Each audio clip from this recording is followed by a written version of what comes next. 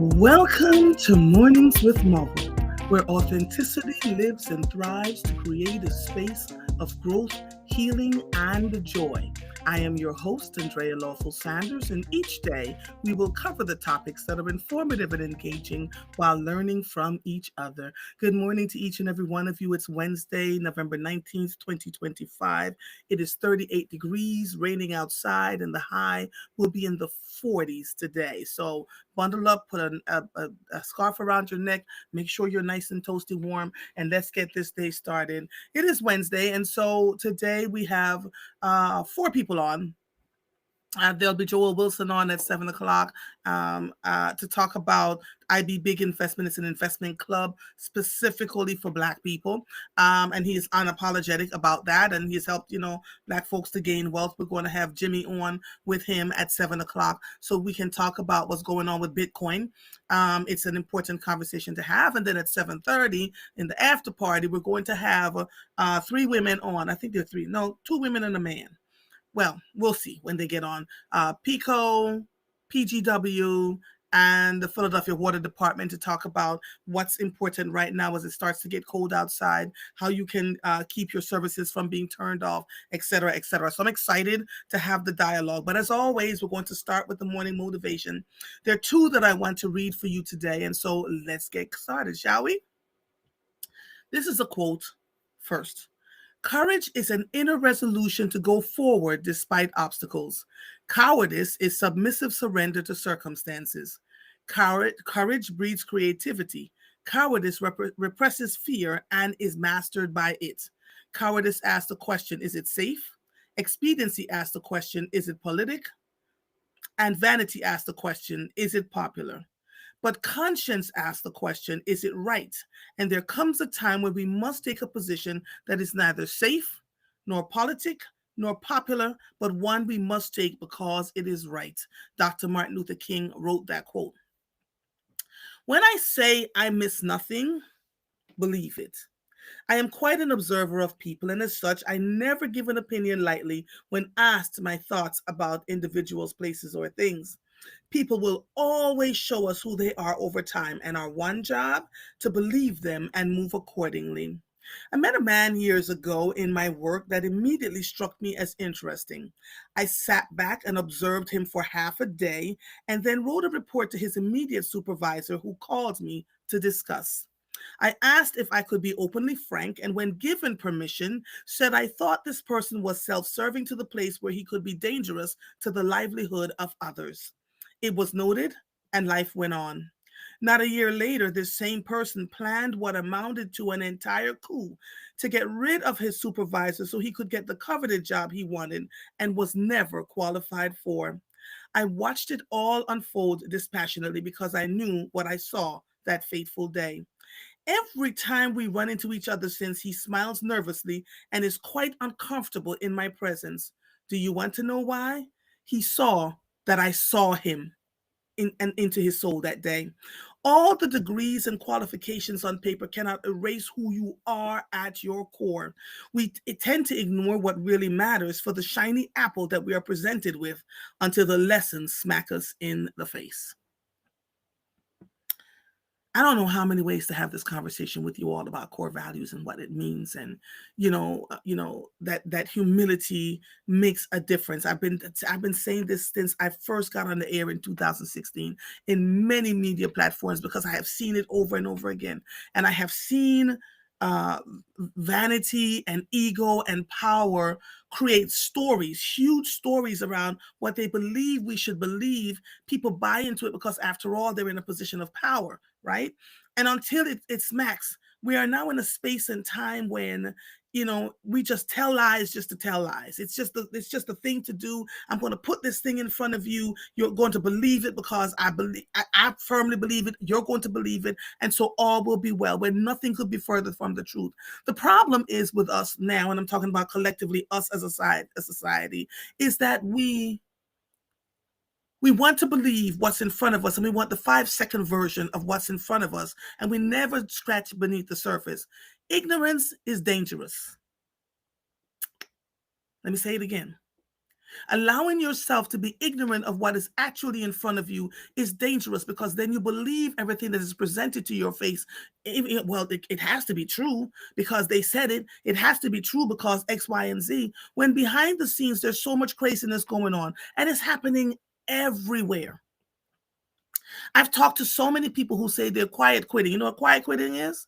Sitting in the job and really not doing anything and just collecting a paycheck, because they're tired of their voices being ignored. They're tired of their voices being snuffed out. The problem is that that becomes dangerous to us as a collective when we allow that to continue happening, when we allow ourselves to be fed stories without really double checking and seeing what's going on in front of us. And we now have leadership around us where it feels like we better not dare say anything, because after all, we're going to be told off in the public eye. No, no, no, no, no, no. Mark my words. Somewhere down the line, you're going to see the unfolding of all of this, and you're going to go, oh my God. Oh my God. I remember saying to it was a superintendent of schools that day, you all think I'm on the meet. You would not believe half the stuff that I do every single day, right?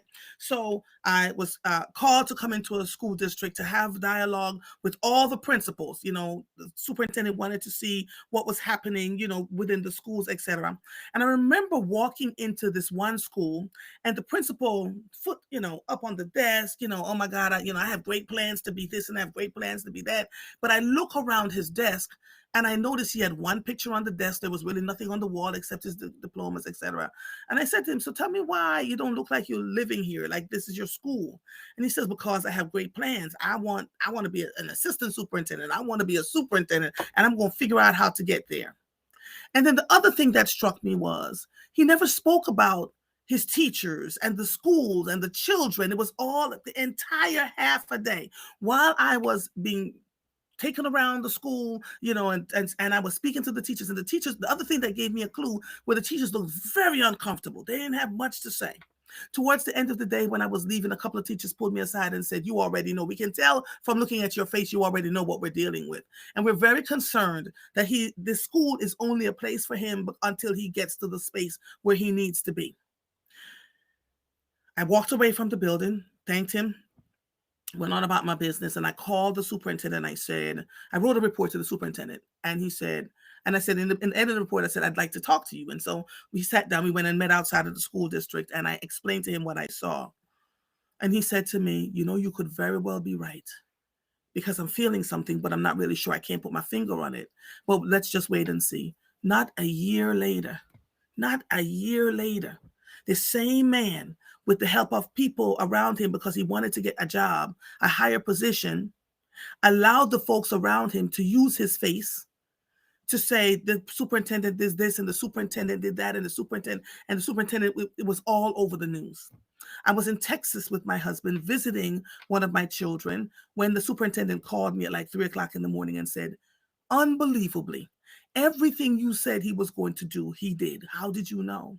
And see, because when you watch people, it's not what they say, it's always what they do. We can say anything out of our mouths, but how do we show up? What are the things that we say and do? What are the things that we do after we say all that we're going to say? Show and prove. What is the proof behind all the things that you're talking about? That makes all the difference in the world. And I'm telling you, after it all happened, he got promoted. And then guess what happened? Those same people that he worked with to help him get the position to where he was started tearing his back out because he didn't belong there. He didn't work. So he couldn't answer a question. He couldn't put a good report together. He didn't know what he was doing. And so they made his life so miserable. The same people that told him, just come on and work with us, we got you, he's been trying to find a job somewhere else. And every time he gets close, they say, no. I don't even know if he's still there because I don't follow the story anymore. But he lives locally. And if he sees me, before I see him, I will always catch a glimpse of his back going in the other direction. We cannot fake who we are for too long. You can fool some people sometimes, but you can't fool all the people all the time. So now you see the light, stand up for your rights, right? So there's a space that we have to be in, or we should be in, that dictates how we feel and move especially when we're working for a larger group of people. It is not okay to stand up and say, well, this is they don't understand me. No, that's not leadership. Leadership is mea culpa. Could I have done this differently? Yes, I could have done this differently. What can we do now? What are we planning to do now to make things better? Yeah, but to get up on stage and say, well, and da da da da da, and you spin a whole web around everybody with the assumption that they're going to believe it, while you have other leaders around you going, we already know what's going on the inside. And guess what, people? When you spin these webs and tails, there are people on the inside who are sharing what's actually happening on the inside. So it just makes better sense to say, you know what, we can't bully people, or you can, totally up to you. We can't bully people into feeling fear, and you can't disagree with me and I have to have abject loyalty. Many of us, and you saw when I was having a conversation yesterday, the amount of people who said, my God, I'm experiencing this in my workplace now. My God, I went through this and I was so glad when I was laid off. My God, I walked away from X, Y, and Z. My God, I stood up for myself and I stood up for the people that I worked for, and I got laid off and I got fired. Happening way too often. So my darling people, if you are under the sound of my voice and you heard that morning motivation, ignorance is not an excuse.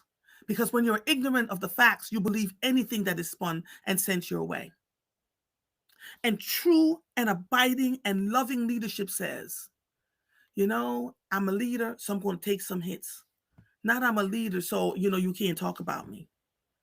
We have to get to a better place in what we're saying and doing, right?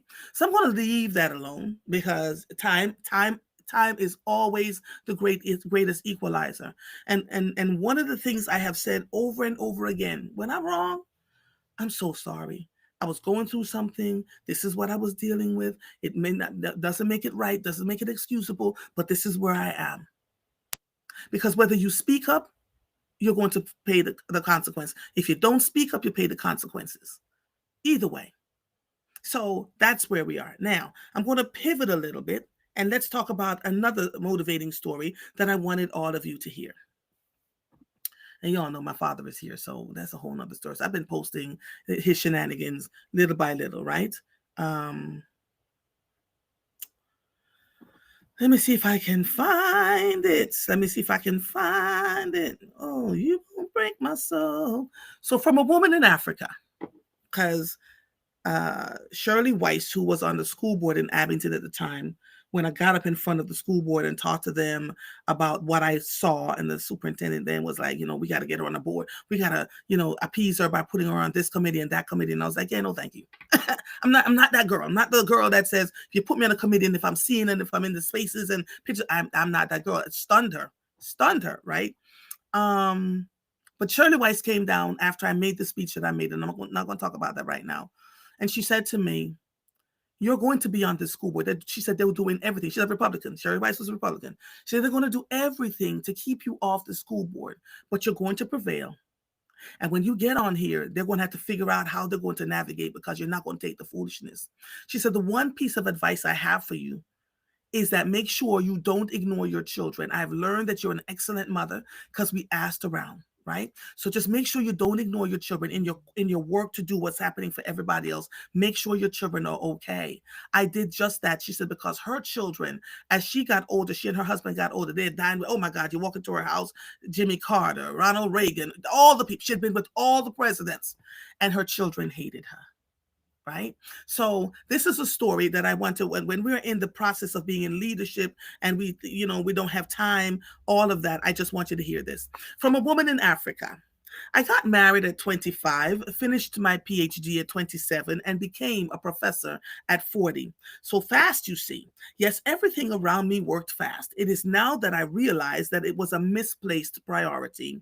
My ambition blindfolded me, and I got it all wrong. That is why I'm sharing my experience through this medium to warn and encourage our young mothers not to be careless as I was back then. I worked very hard as a lecturer and as an administrator, always so busy that it became my language to my children. I'm busy. My mom was around to nurse the children for me for some time. The moment they clocked 10, I sent them to boarding schools. Though my husband was not in support of this, I always found my way. I had no warm relationship with my children, two boys and a girl. I never knew it was a bad idea not to have time for my husband, children, and the household until 5 years ago when guilt, loneliness, and restlessness filled my heart. I sent for my children to rejoice with me on my 60th birthday. The two boys living in Canada said they are busy and that their sister will come down from South Africa. 2 days to my birthday, my daughter sent this message to me: Mom, I'm very sorry not to be around over there. There is no time to squeeze out. My husband needs my attention at his newly established clinic, and presently I am pregnant. I'm very, very busy. I'm also lonely in a strange land. Please pray for us, Mom. Happy birthday.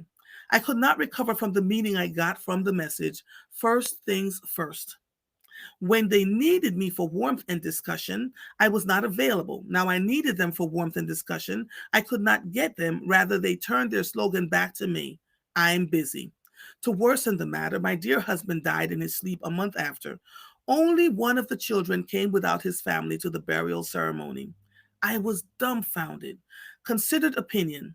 It is good to work and be a hardworking fellow, but hear this important and salient truth. Parenting is sacrificial work. Give it all it takes. Avoid any work that will take away your attention too much from your home. Avoid it and be careful. Solidify your home first. Create time for your spouse and children. Establish the fear of God in their hearts through your attitude and behavior. Though it is costly now, the future reward is worth it. This is an eye opener for both men and women. Let's be selflessly available when our children need us. And then she signed her name, and I can't pronounce it. It's a very long name. Ends with Sarah. For a long time, as my children were growing up, I stayed close to home. I had contracts and things to do, but I took the road less traveled, made sure I was home in time for them for bed. I went to bed at 8:30 every night. We read a lot of books together. We had family discussions. I was making moves behind the scenes, but quietly staying where my children were. Then I built a village around them when it became necessary for me to start traveling to do the conferences and the work around the country. And I had a village, the calm society, other people who were that I knew were great friends that would watch them, specifically once I got on the school board. And I began traveling when they became teenagers and close enough to graduating from high school. So I literally took a hit by not building the kind of career that I wanted to back then, simply because my children meant everything to me in the moment. And when they grew up, when they graduated from K 12 and went to college and graduated from college and began building lives of their own, the same people who told me I was too tough and that I was, because as a parent, I played no jokes, right? I wanted them to be okay. I knew the America that they were living in, and I did not want them to have, to be in front of law enforcement. Um, and as you all are aware, my oldest son got caught up with law enforcement. A cop broke his hand. I took him to court and won, but that's another story for another day. I'll never forget the look on the officer's face when the judge says, "You violated his civil rights, and so you're gonna pay for this," right? Um, but that could have only happened because in America you have to be almost damn near perfect, right? So the way I raised them, so now they're living their lives, and I'm finding that they when I go to visit them, they bring their friends. You got to come meet my mother. You got to come meet my mother. I didn't realize we didn't have a whole lot back then because she was making. You got to come meet my mother. And my oldest son keeps insisting that I write a book about raising them. I had to. It made no sense for me to chase the things that I wanted to do and leave them trying to figure it out. I'm very close to my sons to this day. They call me several times a week. I go see my grandchildren. What's the sacrifice worth for you?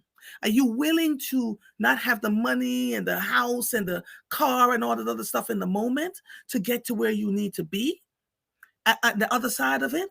Or are you saying that your children are okay and they're going to be okay because I'm just going to pursue this, and this, and I only have a finite amount of time? My career took completely off once I started doing what I was doing because I was already building the bricks and laying the foundation. And the thing that the chief of police in that community said to me when I left I talked to him. He says, when we first met you, we were like, is she for real? Pastor say it too. Is she for real? Can she real? But if you gotta pick that thing that you're gonna stand on and stand on it wholeheartedly. You just have to. We are afraid we're going to lose position. We were afraid we're going to lose jobs. We were afraid people are not going to like us. When did we become so afraid? When did it become okay to just kind of sit there and go, well, I'll make six figures? Do you know it will leave anyway? Do you know life is cyclical? Do you know nothing stays the same? And do you know you can have everything you want in this life and you're still miserable? Did you know that part? So we have a lot of work to do. And it may feel like, I feel like now, as I'm talking to all of you, that every morning, thank you, Marguerite Faison, it feels like now these morning motivations, which is why I ended up doing what I was doing in the other place. People were like, she has a motivation every morning. Yes, because there's stories everywhere. And we can tell our stories that things are going to be terrible or things are going to be okay. And when life hits, as it always and invariably will, the way you treat people when you are up here are those same people that are going to catch you and hold you when life hits and you're coming down. Because nothing happens in a vacuum all the time. And so work with me. Work with me.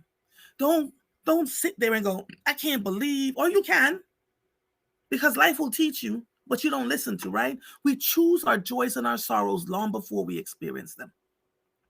It's important. Excuse me. My father is here, and my friends came over to visit last night. We had a house full of people. And I watched him. He wants to send a message to my siblings and I. And I watched him. I watched him sharing with my friends who he knew would share with us what he wanted to talk to us about. And I was like, look at that. But, build a relationship. Jimmy is on. So let me grab Jimmy and then we can talk.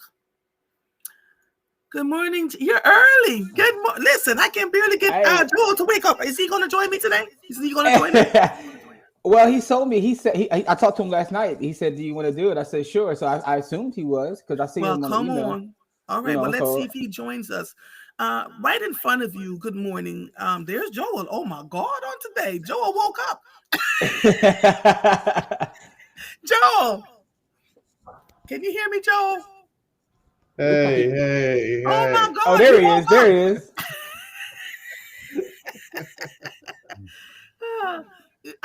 So Jimmy, I've never interviewed you before, and I'm looking forward to this conversation. Absolutely. I want to tell you that I've been watching you by the hood, the conversations you've been having with us about money, how we navigate through all of that, and I find you to be brilliant as it applies to money. Oh, thank you so much. I appreciate that.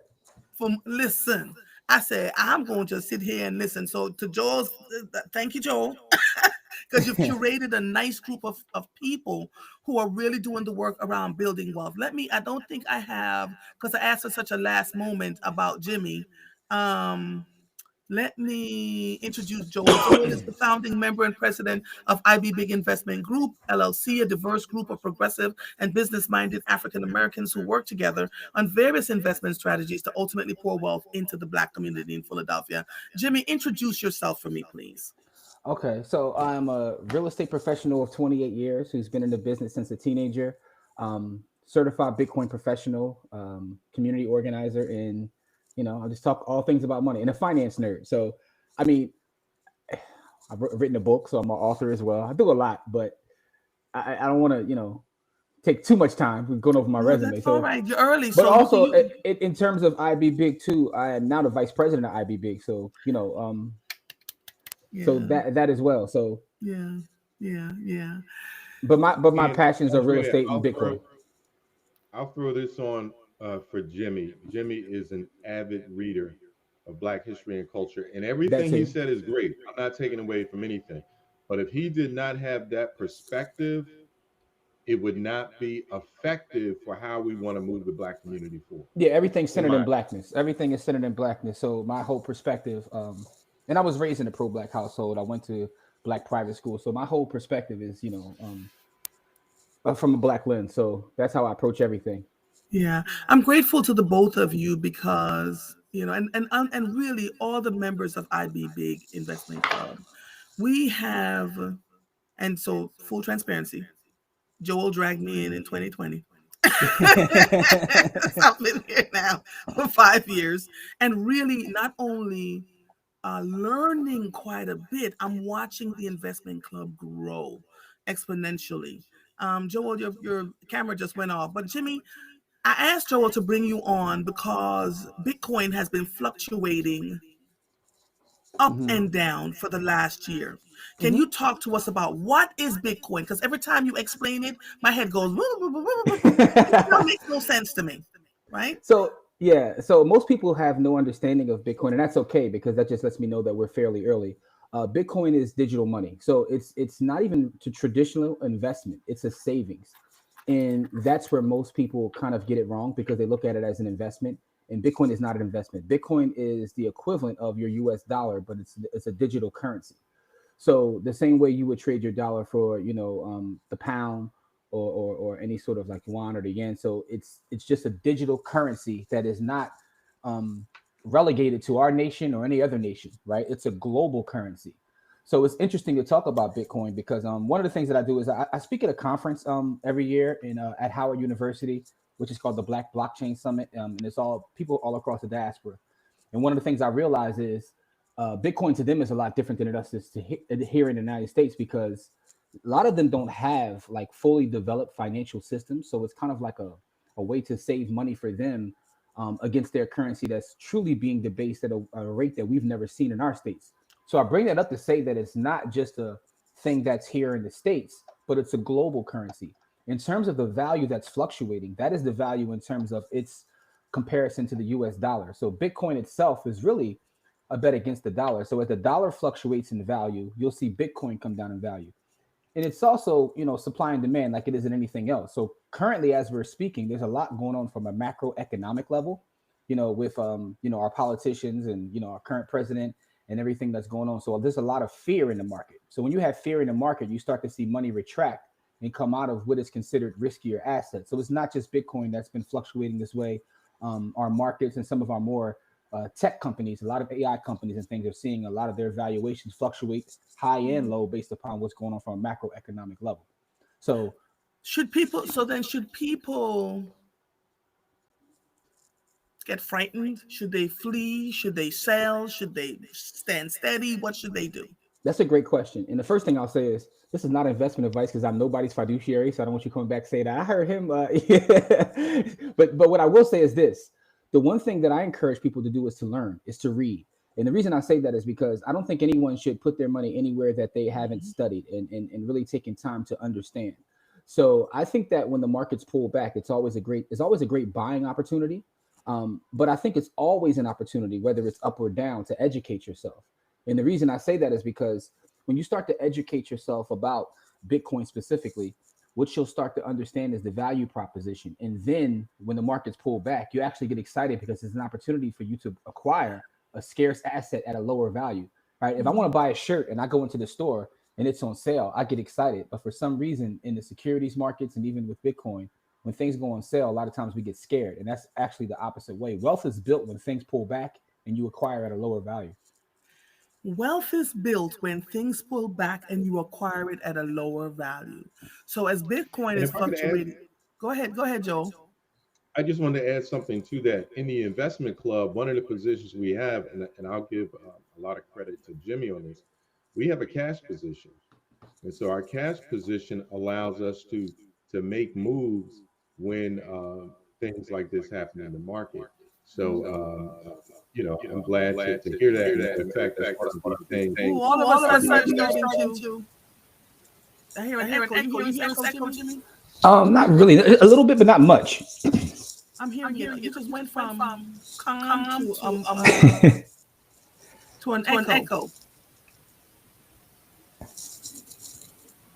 So I'm not. Yeah. All right. Go out and come back.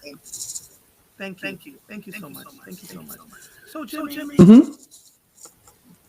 I'm hearing again. Really? I can't hear any echo.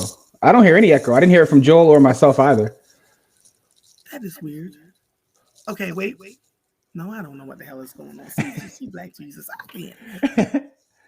While I'm waiting for him to come in, she said Joel has the echo. Yeah, Joel had the echo, but we seem to be okay now. Okay. Joseph Simmons says, "Good morning. Please have your guests speak to the fact that private equity firms are buying houses in urban areas at an alarming rate, leading to homelessness. Can you speak to that?" Yeah, so that is something that's happening in all across the nation, specifically in a lot of the belt states, and I know a lot in Florida as well. So the thing about real estate, and I was thinking about this last night, as a matter of fact.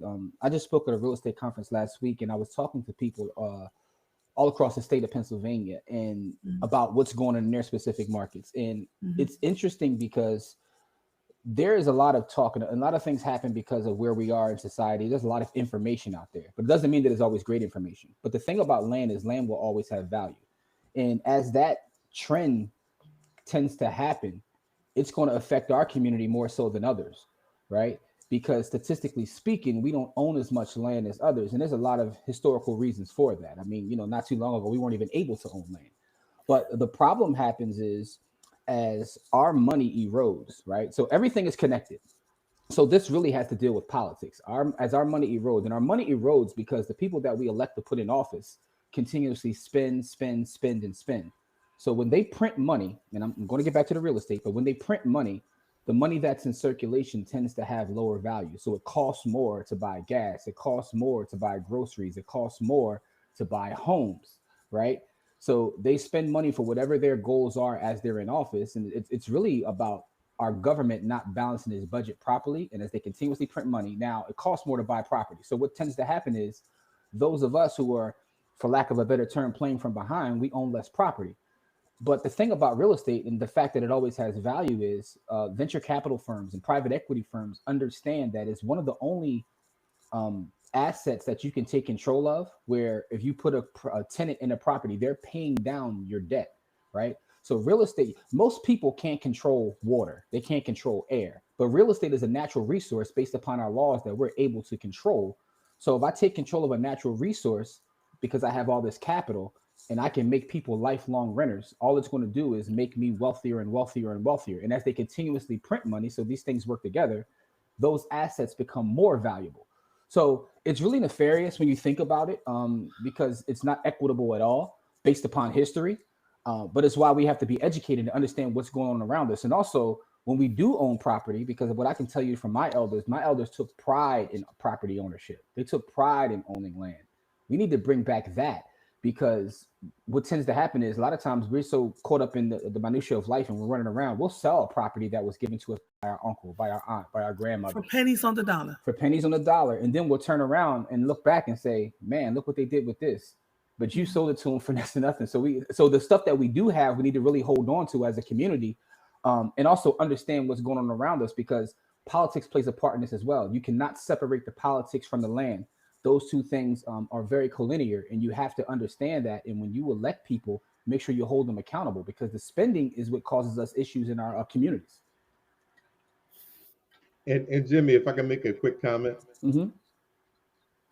So tell Pharrell you can't separate the politics from the land. Tell who? Pharrell.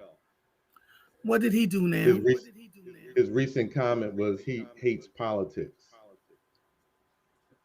He thinks it Listen, divides us, so he wants to ignore it. there's no way And that's around it that's a though. luxury. That's a luxury most black people don't have. We can't ignore politics because it You impacts can't. our lives. Yeah, you can't. Everything is connected. And he can feel that way how he wants to, but he can't escape it. So that's a matter of feeling. That's not a matter of fact, right? Right. So he can feel however he wants to feel, but the fact of the matter is you can't escape politics. It's in everything that we do. Politics is involved. So you could try your best to escape it, but there's no way. Gentlemen, we've been having conversation now for years around uh, educating ourselves. We sit around and wait for people to tell us, the 5 minute spiel about what's going to happen, and then we become frustrated when that thing does not happen. What do you think is going to turn the tide for us as a people in terms of why we are consistently in this place? Why do we consistently believe what is being sold to us, even from people that look just like us? Joe, I'll let you answer that. I'll go if you want me to answer, but I'll let you go first, Joe. Okay, so Joe, I'm hearing an echo again. Is there something else? So I can speak to that question. I tend to be an optimist, and the reason I say that is because what you're saying is accurate. However, we are making moves, we are progressing. So I tend to focus on what's actually positive in our community.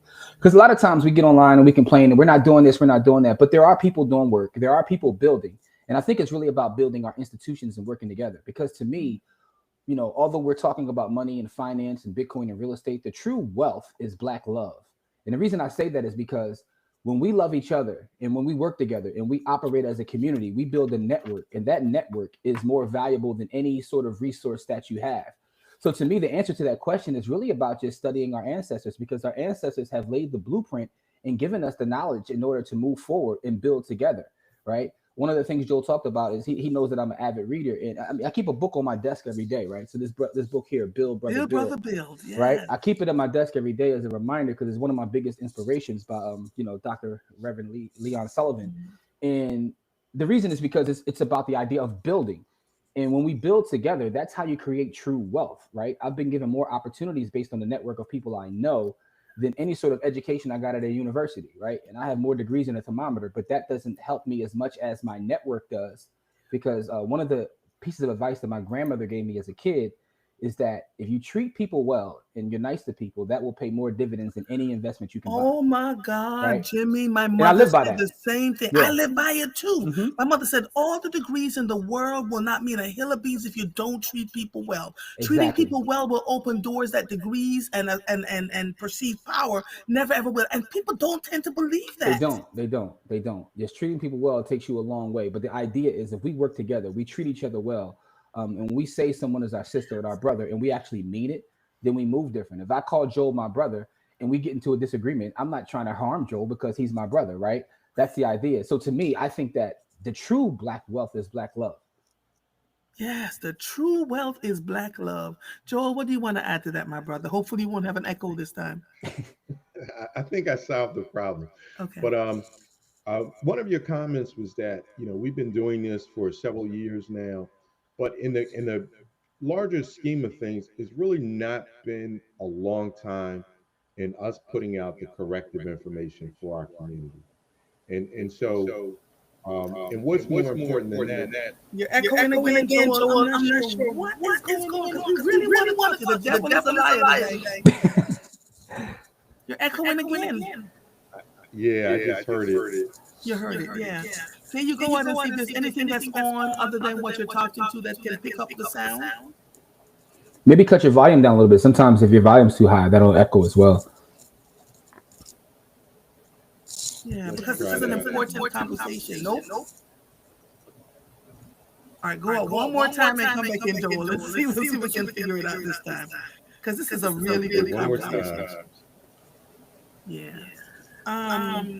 And see, and as it goes out, I fear my echo still. Jesus. You still hear an echo? Slightly. Okay. Once he goes and it comes out, I still hear it a little bit. But when it's just you and I talking, I don't hear it. Oh, okay. Okay. Yeah. So, but I think the idea of just like, studying history, and I saw that comment too about us being tricked out of Philadelphia saying that it's unsafe. And that's an excellent comment, because, and a lot of times it also goes to culture too. We have to watch the way that we speak, to the youth. One of the things that I do personally is we do a lot of work with the youth in the community. In fact, we do a Saturday school, one Saturday every month in Germantown. We do a free school. We teach real estate, finance. We feed the kids. It's completely free, by the way, if anybody's looking to come out. But one of the things I make sure that we do. What ages? We start at age 5 and up. We start at age 5 and up. Yeah, ages 5 and up. So we've done a camp in the summer for the last 11 years. And that's also completely free. That takes place at the Six Man Center on Wissahickon Avenue. But we've actually now started a school that's like a Saturday school, first Saturday of every month. So December 6th will be the next one. And kids ages 5 and up, they come out. We have professionals come out and talk to them, whether it's an HVAC person or attorneys or state legislators. We have people talk to the youth, but we also teach them about real estate and finance. Um, and it's complete, and we feed them as well. And like I said, it's completely free. Parents can just go, sign up and get more information. But the reason I bring that up is because when we speak to the youth, we have to be careful in how we talk to them, because a lot of times some of the things that we say to them can affect them long term, right? I remember as a kid, a lot of my friends were told, hey, you got to go to school and get away from us. Basically get away from your own people, right? When you get your degree, don't come back, get away from us, right? And that was a thing. And I understand from a psychological standpoint that parents were worried about, basically they were living in fear, right? So I want to have my kid here. But I think one of the problems that creates is it creates this idea of value based on proximity to whiteness, right? When we should really be worried about building each other. So imagine this, there's a constant brain drain in our community because those that have knowledge, skills, and abilities get the education, and the first thing they do is run away. Imagine if all of our people, all of our talent, we actually lived in the same community and we actually worked together, what that would look like. But that starts from a young age when you're told constantly that you have to get away. What you're telling them is you have to get away from your own people. Right? Yeah. And then that creates this idea of this proximity to whiteness creates value.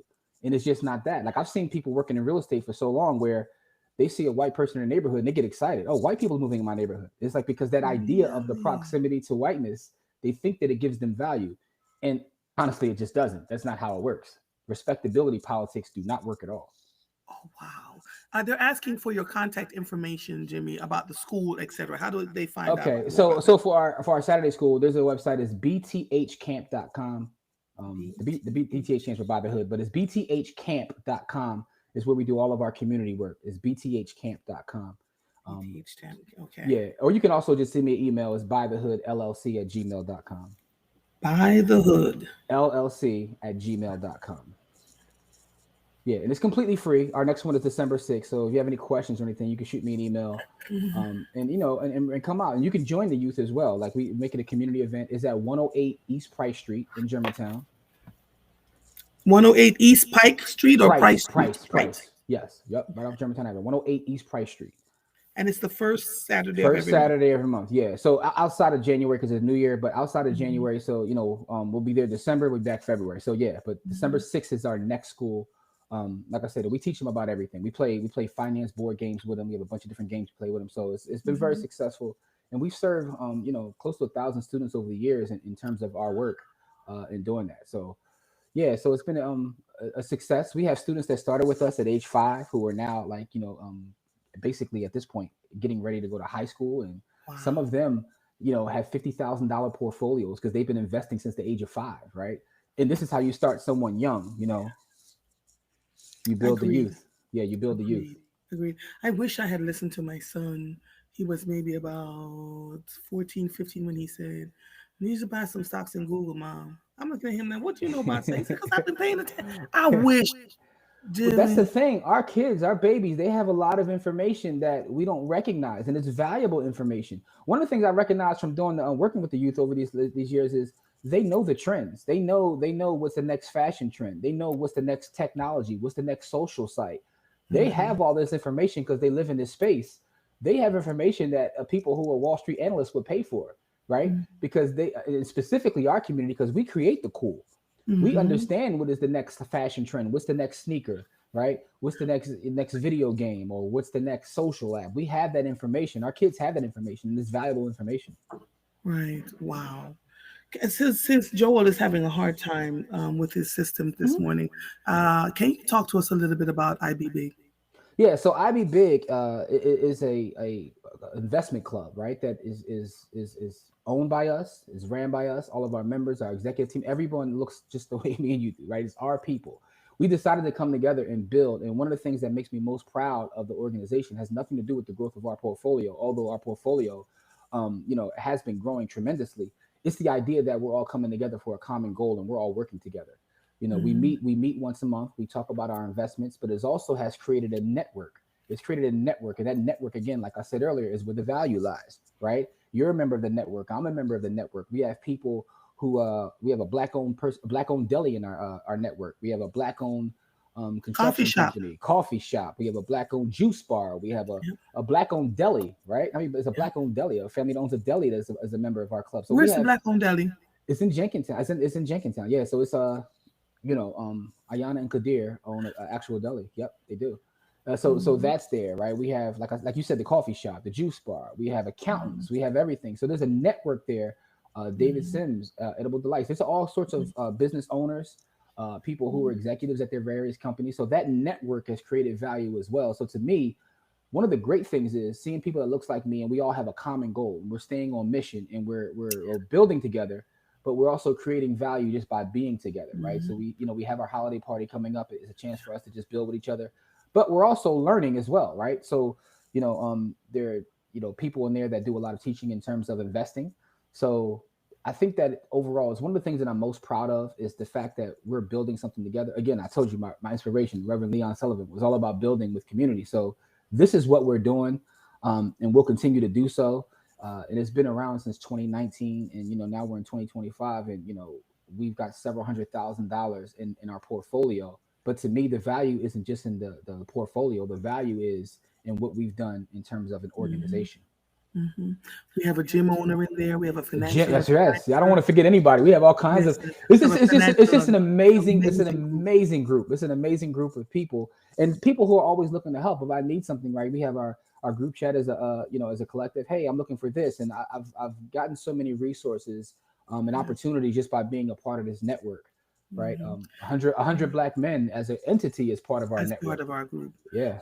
Joseph Simmons says cooperative economics. Something that we have done for generations and then lost our way because, to your point, we're moving out of our communities. I do believe, though, with all the traumatic things that have happened in the last 11 months, that we are going to find our way back to each other. We have no choice. Absolutely. And I think we are. And that's why I said I like to focus on the things that are happening because, people are doing the work. We are trying to build together. We are having conversations and we are moving forward. Now, it's not to say that, bad things aren't happening, but, sometimes you have to take a step back and see that the fact that we are survivors, right? We are survivors and we're thrivers and we're making things happen. So let's support, because here's the thing about social media. I can tell you something that people go on social media and talk about the things they don't like. I can tell you what everybody hates, but I really can't tell you what anybody loves. Let's focus on the love. Let's lead with love and focus on the things that people are doing and try to support those that are doing the work. Right. Because we're solution oriented. That's right. Yeah, agreed. Joel, we're going to try one more time with you. The holiday party is coming up. What do you want people to know about it? Mic check 1 2. Mic check 1 2. Are we good? So good. We're so good. Okay, go ahead. Okay.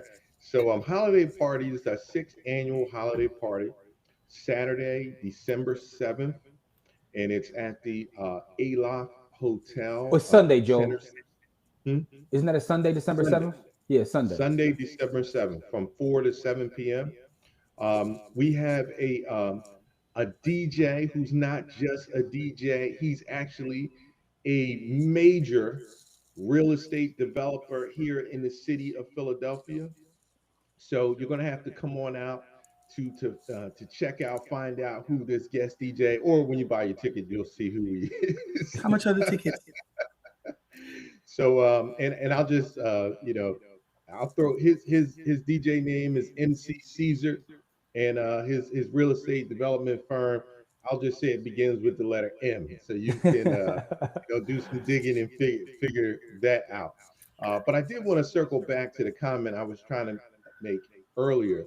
And so we're in the infancy stage of still rebuilding Black culture and the mindset. Although we think it's been a long time, it's really not been that long. And one of the unique things I think we have right now is that we have a lot of leaders, such as Jimmy, who's on the line. I look at the investment club.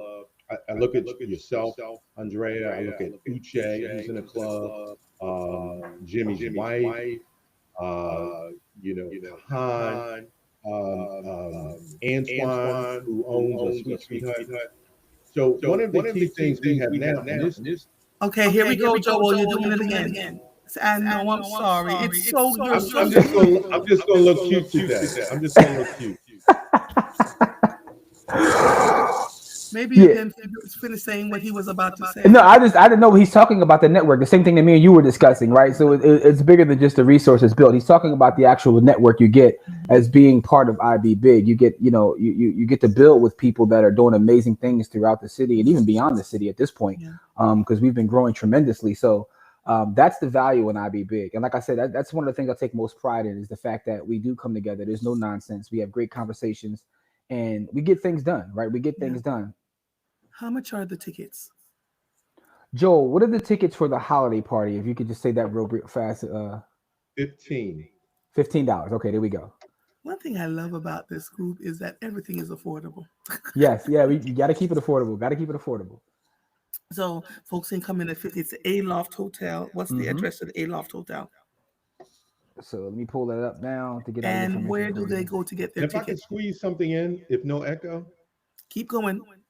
Okay, so I just want to bring up one of the books I'm reading right now is Dr. Amos Wilson, Blueprint for Black Power. And he starts off talking about power and how to get it. And one of the key things he says, he talks about organizations. So if you're an individual, you could have the greatest idea, you could write the greatest thesis or whatever. But if you cannot get folks to coalesce and navigate in the system that you're in to effectuate change, you're never going to get anywhere. And so so I'm still reading the books. I'm not going to say I'm done. I'm still reading it. But everything I've read so far, the investment club is checking the box. It's checking the box. And it's not saying, and he specifically talks about leveraging money, like buying, using your money to target things to support and to pull your money back to hurt, and even references things in the past. And again, we can look here in Philly with Reverend Leon Sullivan and how it started off as targeted boycotting, Tasty Cade, pulling support back from Girard College, SEPTA, used to whatever SEPTA, the predated SEPTA, and all these type of things, and we got success out of it. So he's talking about it with that. They also looking at it from overseas, what blacks like in England are doing. So we're on to something. And any one thing that you're involved in, it doesn't have to be like a total solution. But if it can move the needle in one of the specific lanes of power, and power in America has about 7 lanes that I've documented so far from the books I've read. And I'm gonna start with King. The first thing he says, what is most important is ideological power. What you can get people to think, that will govern everything else. So ideological is one. Number 2 is going to be economics. I pull this from Color of Money. Number 3 is going to be politics. And then we drop down after that. We're looking at education. We're looking at trade unions. We're looking at some of them are escaping me. But at the bottom rung of the power infrastructure in this country is actually social groups. And so in the book Color of Money, the argument there is that the Black community has put too much time, energy, and money in social groups. So these other dynamics that actually move the real power in this country, we are not vested enough there. And so the lane we've chosen is the economic lane. But what Jimmy alluded to earlier is that it is impacted by politics. So our investment club is better if our members vote. Okay, now we're losing you. And I'll leave it there. Okay. What's the website for people to pay for the tickets? So here's what I'll say. If you go to our Instagram page, which is IB Big Invest, the flyer for the event there is at A-Law Philadelphia downtown, 101 North Broad Street. But you can get all the information right on our Instagram page, which is IB Big Invest. Or you can go to Eventbrite and look up IB Big as well, because it'll pop up on Eventbrite as well. Okay, the tickets will pop up there. Okay. Mm-hmm. Gentlemen, thank you so much. If someone is interested in wanting to join the club, I'm seeing the messages coming in on Facebook for people who want to join the club. What do they need to do?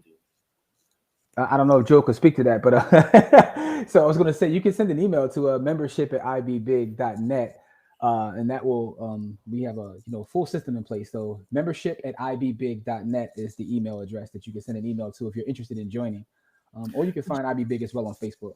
Yeah. Jimmy and Joel, I'm so Joel just put it into the chat. There we go. Go ahead, Joel. Joel just put it in the chat for everybody to see. You may not be able to talk, but you found another way to get your words out. I appreciate you. And thank you for having Jimmy. Jimmy, thank you for joining us at No, such thank you. No, thank you for short having me, notice. and thank you for the work you do as well. Right? I You're watch the welcome. show often because Joel's on here every week. I watch it, so and I see the work Thank that you're you. doing. So thank you as well. Oh, you're welcome, my brother. You're welcome. I'm looking forward to encouraging and inviting more people to be a Hmm. part of what we do. And you can't just call and say you want to join. No, no, no, no, no. Yeah. No, this We're definitely gonna, appreciate it. Yeah, anytime you yeah. need me, I'm here. Thank you, my brother. Thank you. And I'm now going to work on having the children come to your Saturday class. I appreciate that. I appreciate They'll that. ask because we just need to keep this stuff growing. It That's has right. to That's keep right. growing. That's right. Let's As things build. get more terrible in the community, we're getting stronger. We're going to have to thrive within our own communities to make sure that we're okay instead of waiting for somebody to come and save us. We are always who we're looking for, That's right? right. I appreciate that. Always. Thank you so much, Joel and Jimmy. Thank you Take so much, care. my brothers. See you at the party. Yes, yes. Bye bye. Thank you so much. All right, bye bye. Bye bye. Bye bye. Oh my gosh. Jennifer, I see your comment. Let me see here. Jennifer says, I would love to understand more about what is mentioned about Black social groups and economic impact. He said they're the seven stanzas of wealth. The first one is ideological power. If you can get people to believe what you're saying, that's the top. The second one is economic, right? And that's where the investment club lands. You can either pay $50 a month, $100 a month, or $200 a month, and they collectively put the money together and then invest and buy, which helps you to build wealth faster than if you're putting $50 a month in your savings account or your checking account trying to make it grow. Students are able to join at $25 a month, and as I'm talking to you and I'm sitting here going, I should do this for my grandchildren. For my $25 a month, just let it grow. Just let it grow little by little. By the time they turn 18 or whatever, we end up doing, there'll be something there. There are life insurance policies that we can buy for our children too.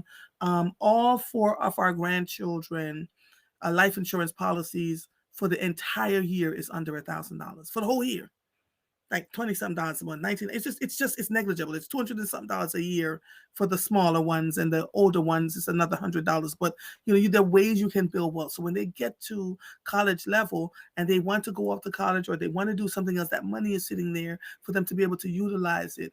We think we cannot do these things, but we have to try and figure out ways. So Jennifer, I will have them back on to talk about that piece, the seven things that leads to power and for growth in the country. Number seven is social groups, right? So if you're just in social groups and you have and you make that thing work, but as people give you advice and try to help you, you then have to turn around and help others. Part of what we do is I can't, I want to keep it to myself. I had Renee Bolden. Let me give you an example because we'll have folks from Pico on shortly. The first time I saw Renee Bolden, Pat Ghani sent me to her because I was sick and tired. I was buying no clothes in any store. Nothing fit. The arms were too short. The legs were too short. They've gotten better over the years, but then the patterns are just mediocre, right? And so Miss Pat Ghani, who owned the store, sent me to Renee. First time I met Renee, there was a woman in there just buying all this stuff. And I said, oh my God, I'm going to have to share you with the people. And that woman turned to me and she says, don't you dare. I don't want anybody to look like me. Listen, I gathered her edges so nicely. I was like, that's not what we do. She has to make a living. And you alone cannot give her the kinds of money that she needs to be able to keep her shop open, to be able to. And I remember Renee hugging me some weeks later and she said, thank you. Nobody knew who I was, and people with word of mouth over here and word of mouth over there. And she had at that point been in the business for over 30 years. And so I began sharing. When I share, it's not out of vanity. It's for you to go learn about these folks and go to support them. Same thing about Audra and Beauty Fit Strong. It's for you to go support. Not that you want to see me screaming and hollering and carrying on, but I want you to see how effective she is in what she does so that you can call her and go support her business. That's what this is all about, right? Um, Jennifer says, I get that. I'm thinking about the ways that Black social groups have helped individuals to build wealth through offering scholarships and access to social networks that provide access to that info. Well, yeah, okay, that makes sense too. Absolutely makes sense, and it's how we've been doing it forever and a day in the churches, in our social groups. We have this calm society. We have scholarships that we give out to young people or give out to families, etc. And to help folks to either go to camp, go on college tours, go off to college, and in those same social groups, we are helping people to find jobs, because right now just pushing out resumes don't work. It just does not work. It has to be someone within a company that has inside track to be able to help you to do what needs to be done. But then those who are on the inside really need to spend time trying to gather the folks, right? To say, I know someone the one on the inside has to be able to say, I know someone who would be great for this position. You have to speak up and help as much as you can. Yeah, right. Divinity, yes, all of them, all of them. Jennifer says she's looking forward to deeper conversations. My introduction to understanding money came from structures built within the Black church. Absolutely. And the Black church had the credit unions, all of it. That's how we were doing, and we were thriving. Naisha, hi, sweetie pie. Good morning. How are you? I'm good. Happy birthday. So I assume you're on for PGW. Look at that shirt. I am here for PGW today. I know. I'm loving it. Hold on one second. Charmaine Braxton, Calm Society stands for Committed Advocates Leading Many. That's what it stands for. So I'm assuming the other folks are going to join me. Let me introduce. Naisha is no stranger to me, So we're just gonna let's not play the game, right? Naisha Chapman serves as the manager of community affairs and constituent services in the External and Government Affairs Department for the Philadelphia Gas Works. PGW is the largest municipally owned gas utility in the nation. Yeah. Did I read that right? You did. Shut the front door. How did I not know that? It must be a Delta thing this week. Someone says, hi, Soror. Hi, Soror. Oh my gosh. So wow. Let's talk about PGW while I wait for the others to come on. Okay. What do people need to know in this winter season about keeping their services on? I'm going to start there. And then I'm going to move into what should people do if they think they smell gas? Because baby. All right. So what should folks know right now in these winter months to keep their services on? What program? Well, let's start with the second question first, because I think that's really important, right? So if someone smells gas, the first thing you want to do, of course, is call PGW. So our emergency line is open 24 hours, 7 days a week, and we respond in less than 90 minutes. So you want to call 215-235-1212. Again, if you smell gas, and it doesn't matter if you think it's minor or anything like that, we want to make sure that safety is always first for us. So you always want to make sure that, customers are safe. So always call us if you smell gas. And that's whether it's inside your home or even outside. You may be passing through, you smell some gas, you want to make sure that you contact PGW. Wow. Can we describe what gas smells like? Because I think sometimes people go, I'm not really sure. Yeah. So gas actually is odorless. It doesn't have a smell. So we actually add an agent to it, mercaptan, and it gives it like a rotten egg odor so that people can smell gas. But gas naturally is odorless and you can't smell it. So when you're smelling gas, it's because something's been added to it so that you can smell gas. And it smells like rotten eggs. So we used to have these little egg stress balls so people would know, like, this is what you're looking for when you're smelling gas. I just learned 2 things from you today. That you add something to the gas because it's odorless. Yes. Wow. Yes, absolutely. Wow. And that they're the largest. Okay. Thank you for that. You're because welcome. In the last couple of weeks, we've had people who have been smelling gas called in PGW. They couldn't figure out where it was, but she had the gas line thing behind this cute little thing. And by the time they got to it, they were like, oh, yeah, you did have a leak. Yeah. Yeah. So we need to talk about Yes, right. We need to talk about making sure that the gas lines are accessible when they come into your house. That is correct. So I know people do a lot of renovating and remodeling, especially in their basements. And they feel like the meters are eyesores, so they don't want to see them. So they kind of like block them in or, cover them up. When you have that situation, you have to make sure that we have access to the meter, because the meter does belong to PGW, and you need to make sure that it's properly ventilated. So we always tell people you can definitely have it in a room, but make sure there's enough space that we can get to it. One of the things that we do not encourage people to do, because I've worked in PGW for a while, and I know I've heard a lot of different stories, but some people actually put meters in their bathroom. You should not do that. And again, this is in the basement, so people build around the meter. So you definitely don't want to enclose it in any way. It shouldn't be in a bathroom, and you want to make sure that it's properly ventilated. Lord, I'm so tired. I'm so glad I'm talking to you. So meter should not be in the bathroom and should be properly ventilated. Yes. Okay. Yes. All right. Now that I think we've covered the urgent parts about smelling gas, etc., what programming does PGW have for folks who may be experiencing difficulty in these winter months? Great question. So one of the things that we encourage people to do, especially now because it is getting colder, is one, you want to contact PGW. So if you know that you're a delinquent, if you're experiencing some trouble and need some assistance with your gas bill, the first thing that you need to do, one, of course, open the bill, but two is contact PGW so we can find out what options. Open the bill? Yeah, listen. You would be surprised at how many people do not open the bill because they know that they're behind. And it's just like, I'm not going to open up that because I can't afford it. Or I'm not, they just push the bill aside. So in this, and we've been saying this for a while. I know Patricia King will be coming soon, but we've been saying to people, yes, the first thing you need to do is open your bill, because you need to know where you are and how far behind you are, so that you know what your options are, and then how we can assist you. So that's number one. Of course, open your bill. Number two is contact your utility company. So at PGW, we are available. We want to make sure that we have some options that we can help any of our customers with. So we have a payment arrangement option where we can provide terms up to 60 months. So that's 5 years to pay off your gas bill. We have budget billing, and that's for customers who are not delinquent, but just want to make sure that they have a way that they can still better afford their bills. And then we also have our customer responsibility option, which is our CRP program. And that program is for income eligible customers, and that helps them to manage their bills in a different way. So it's based off of income, and that's what their monthly bill will be on. And the one thing about CRP that I do want to mention is it does provide debt forgiveness. So if you go on that particular program and you do have a balance when you start, or we call it pre-program arrears, we can, once you pay your bill on time and in full, you can get forgiveness off of that pre-program arrearage. Okay.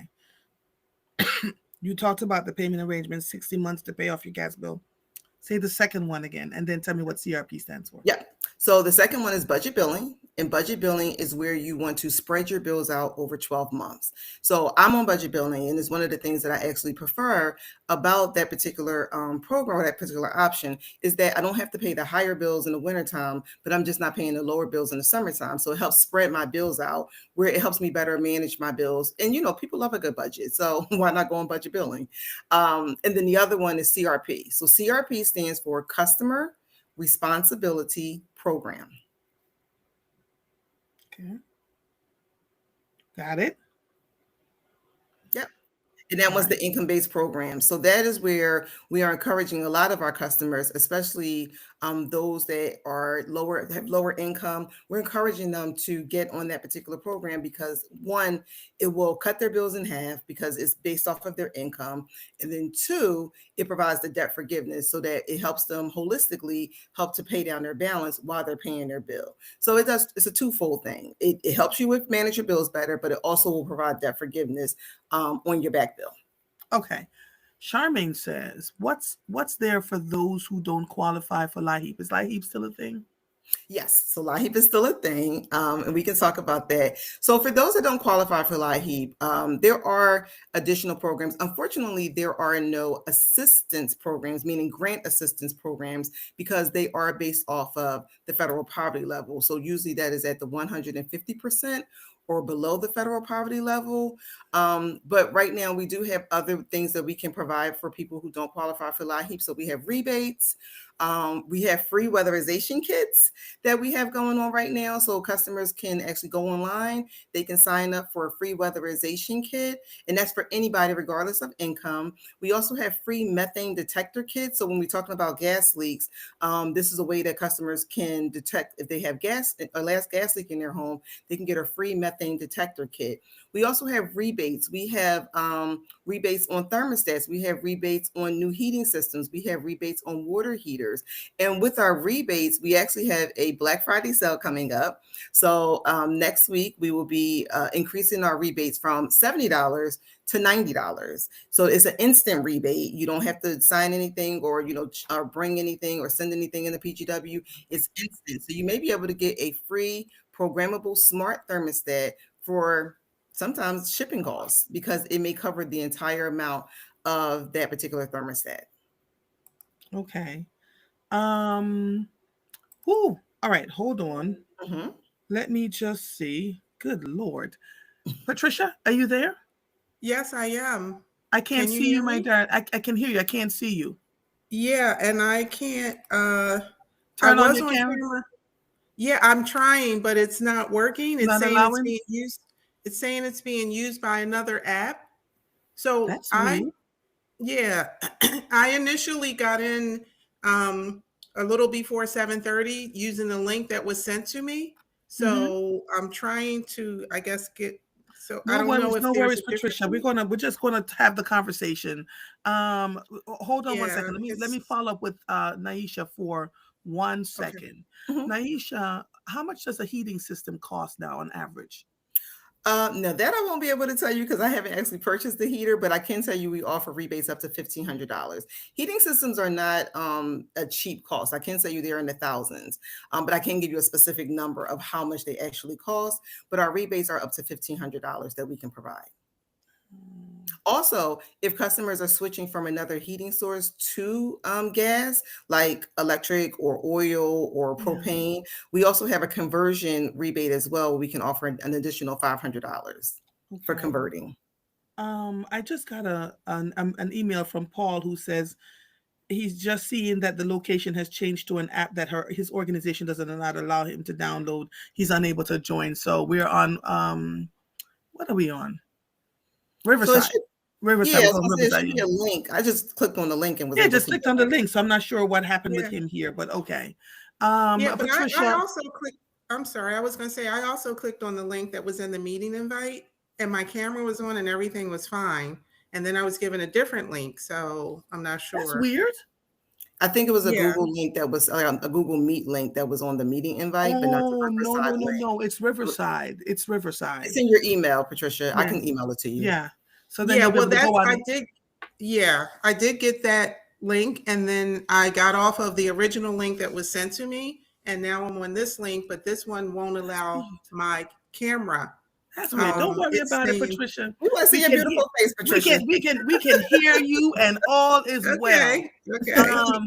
Joanne Kemp says, "Good morning. I'm reapplying for the CRP program due to the government shutdown. I wasn't able to get a speedy copy of my benefits. I'm still waiting. Will there be an extension?" Oh. I'm reapplying for CRP. Okay, so if she has benefits, and I do understand, yes, just let us know that you are looking to get your benefits. And if she's talking about maybe Social Security, and I'm not sure, but if she's talking about Social Security benefits, we also can take a bank statement in lieu of the benefits. So if she needs to reapply for CRP, she can send in a bank statement and just circle where her benefits are coming from, and we can take that in lieu of actually getting the award letter. Awesome. Danette Paris says, "Is there an income limit?"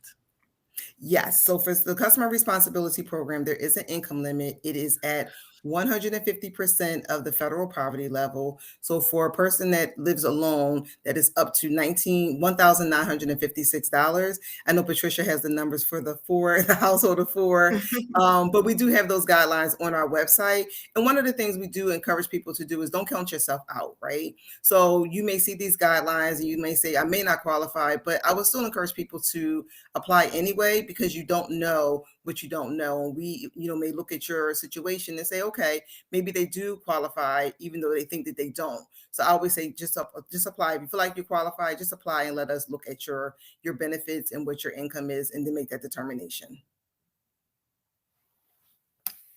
You're I can't hear you, Andrea. You're on mute.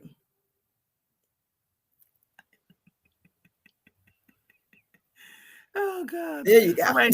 Patricia, it says that Pico Energy's mic and cam already is in use. So somehow she's trying to come back in. This is so strange. Wait a minute. She's on twice now. Patricia, you're on twice now. So can you take off click here one of them, please? Sure. This is so strange. What is going on today? All right. Don't worry about it, Patricia. We're going to be all right. I'm trying. I don't see a thing to tell me to get Don't out. worry I was about trying it. to fix the camera I thing. think you all are calling from your places of employment, except Yes. Nisha. So Nisha is the one that's coming through, because if you're calling from your place of employment, there's a block there because they already have their stuff in use over there. Oh. Okay. Okay. Yeah. Well, I'm here. I'm not going to click anything else. No, no worries.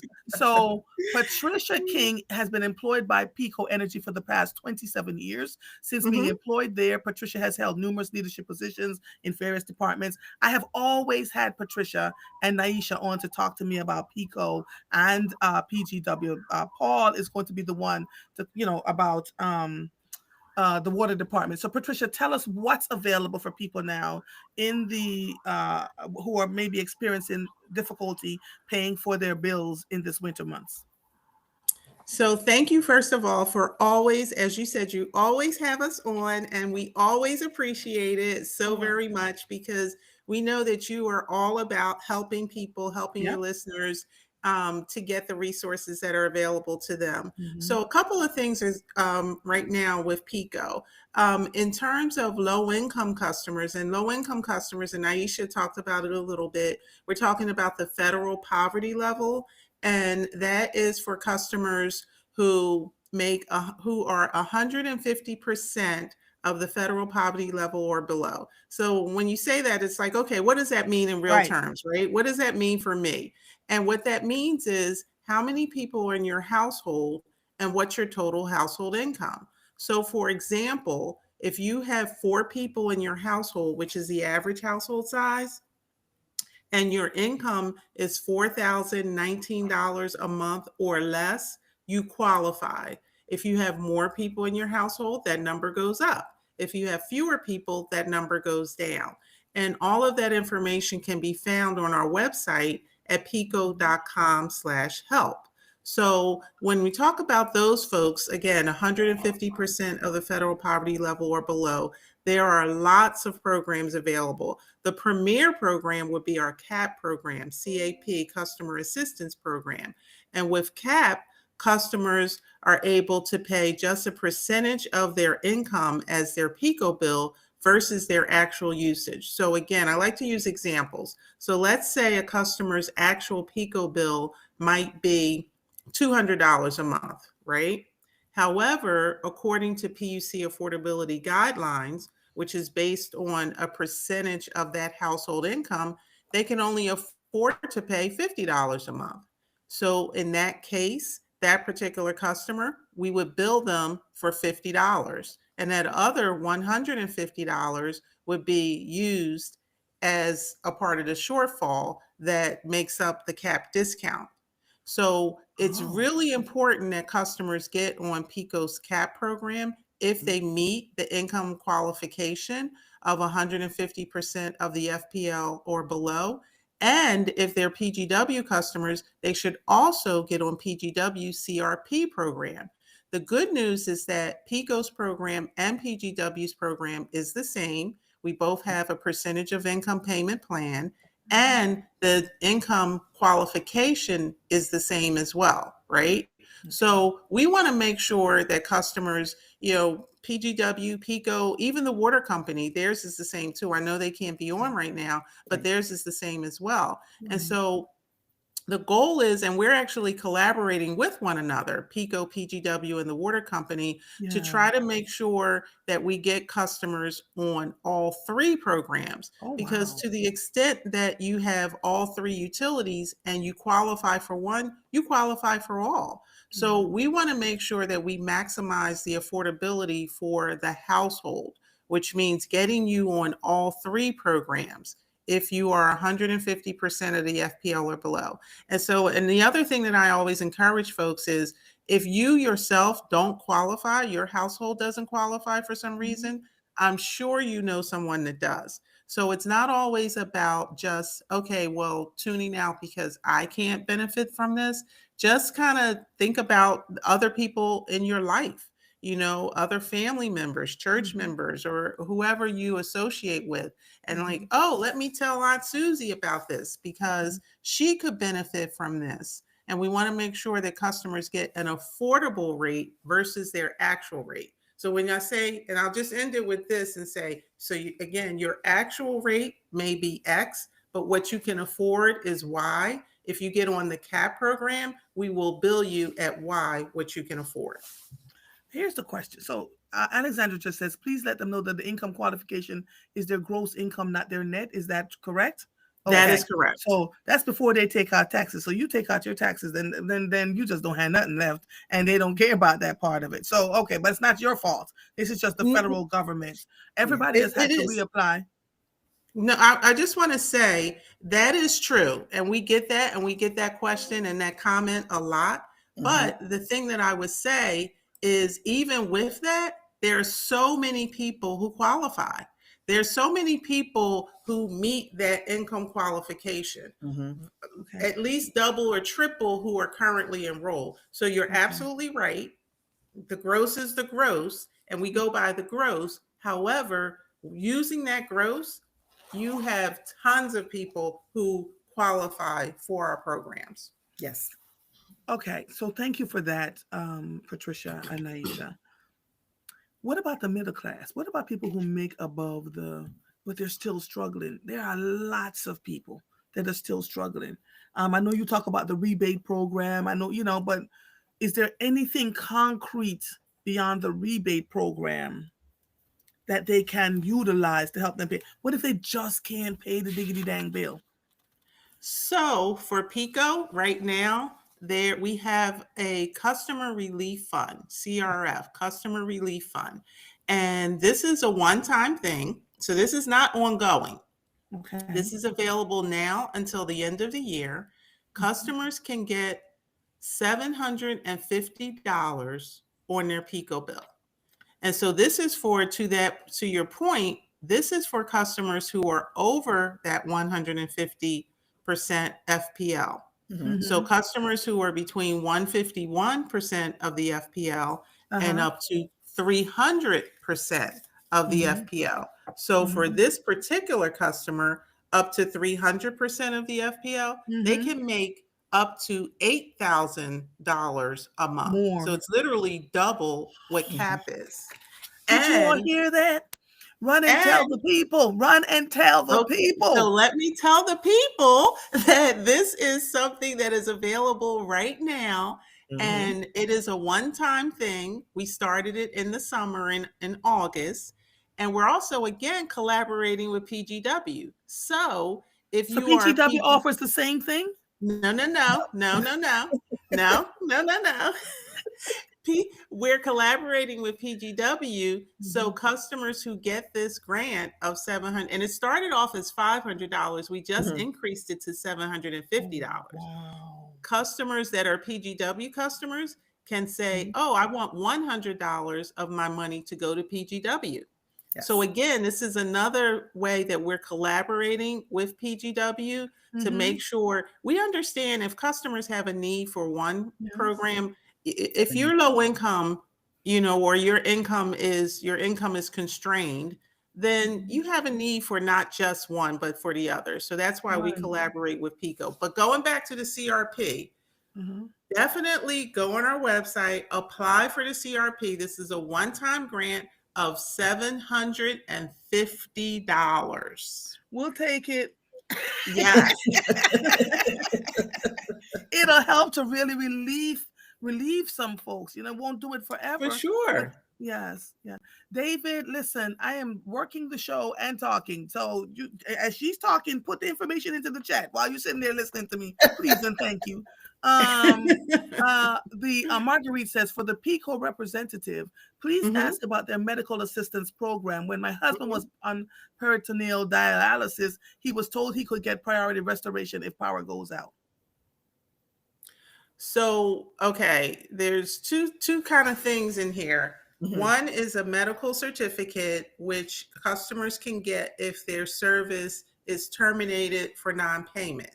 Okay. So when they said if their power goes out, if they're talking about a power outage that's related to, so they're two separate things, right? One, your power can be out because of non-payment. And another, your power can be out because of some natural disaster, a hurricane or things like that. That's a different scenario, right? They're two separate scenarios. And it sounds like they may have put the two together. I'm not sure, but let me just answer both. If you have a situation where your service is out because of non-payment, you can get what's called a medical certificate, and your service can be restored. And that is regardless of your income. So we have programs that are not income-based. We kind of focus on the things that are income-based because we want to get all of our low-income folks on these programs. But then we have other programs, both PICO and PGW, that are not income-based. And a medical certificate is not income-based. What that would do is they would get a note from their physician or physician's assistant saying that the loss of utility service will exacerbate their medical condition. And in that case, we will restore service. Or we will stop a termination, because there's two things. One, your service could be terminated or in threat of termination. So we will restore service or stop a termination. And you can get up to 3 medical certificates on a given balance. That doesn't take away your balance. You're not forgiven. That balance still remains, but it'll give you a little bit of time to get things together so that you can pay the bill and maintain service at that same time. Okay. If your service goes out for an outage, I'm sorry, go ahead. No worry, because I'm trying to get, someone asked a question. Katish said, the grant that you get for $750, is it a one-time thing, lifetime thing, or every season? One time. One time. It has never. Glory. I'm just need. Yes, one time. This came from our parent company. We got $10 million. Yes. $10 million. And we had to decide how to use it. And so we decided to focus on the middle income folks, those people, because we always get that question that you said, well, what about the people who aren't low income? But they still need some help. So this is a one-time thing. We haven't had it before. Not sure if it will ever happen again. But this so take advantage of it while you can. And is it first come, first serve, Patricia? Yes, it is. Okay. So get on it. Can you give me phone numbers where folks can reach you if they have questions, or emails or websites or? Yep. So I'll give you PICO's phone number, 800-494-4000. The website for assistance programs, pico.com/help. .com/help. And for PGW? The number is 215 235 1000. 1000. And the website is pgworks.com. Ladies, thank you so much. Thank you so much for joining me. Every season I bring you on because I just need to have the conversation with you. I will work on getting Paul on another day, but I appreciate your putting together to get this done. Have a great morning. Andrea, one thing I just want to just say before we leave, just make sure that people understand LIHEAP is opening on December the 3rd. Oh, LIHEAP open on December 3rd. Okay. December the 3rd. So the LIHEAP grant opens on December the 3rd, and we want people to make sure that they apply. Okay, yes, will do. Thank you. That's what I was going to say. Ladies. Thank you, Naisha. You're reading my mind. Thank you. Bye. Bye. All right. That's awesome. That is absolutely awesome. I think I can. April? I think I can hear my father and my sister. Hold on one second. April.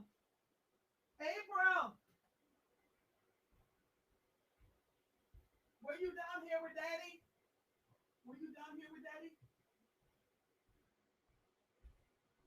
Oh, okay. All right. Where's Daddy? Okay. All right. I was going to introduce him to the people, but I thought I had heard my father. I thought I had heard my father, but he's still in bed. So maybe I will, I'll figure out how to get you all to talk to him because he's such a joy when you get conversations with him. I want to thank you all. It is now 7:59. For joining me again for another day of Mornings with Mother. I got to go feed my father, make sure he's okay. Today is his day to go see his great-grandchildren, so he's excited about that. Come on in here. It's my sister. Are you on the phone still? Hold on. I'll call you back. Oh, dear God. Hang up, because I got to get off the air. Come on in here. Come say hello. Come. You're about to see my sister. Come on. Can you hurry up? This is not a fashion show. I got people on the air waiting. Yeah, but they don't need to see me. Oh, for the love of God. Okay. Yes, come. Come on in here. Come on in. This, can you make it? I'm scooting over. This is my baby sister. Hi. She's saving me from having to hurt my father because, boy, having to navigate him is more than a chore. You want to tell them about how he didn't want to get in the Uber yesterday? Oh, girl. I said he wouldn't, but she said he's going in. And he reported that the Uber driver was so great that he would drive with him again. I'm like, not quite how it works. That's not quite how it works. We're glad you had a positive experience. Yeah, he's gonna be all right. He's gonna be all right. But this morning he's not really getting up as early as he did yesterday because he's tired. Yeah, he's getting it in. He's getting his rest in. Yeah. So, somebody says you're beautiful. Oh, thank you. So there are 4 of us, and I think you met all 4 of us when we went back to visit when Mommy died the first year. Yes. And I had them all on the air with me. We all do really look alike. And so whenever I get the chance to have them on so you can meet them, then I do just that. But we are thick as thieves. We're really tight. Yes. We're really, really tight. Our mother did a great job making sure that we, hung out with one another, loved one another, even when we were fighting. She was telling the story about the sister right behind me yesterday who would run up and sneak up and punch me in my chest. And run before. You wouldn't know what hit you because she was gone by the time she had struck a blow, and she's striking you to stun you. Yes, and it's hard. And then I grab her and she's like, Mom!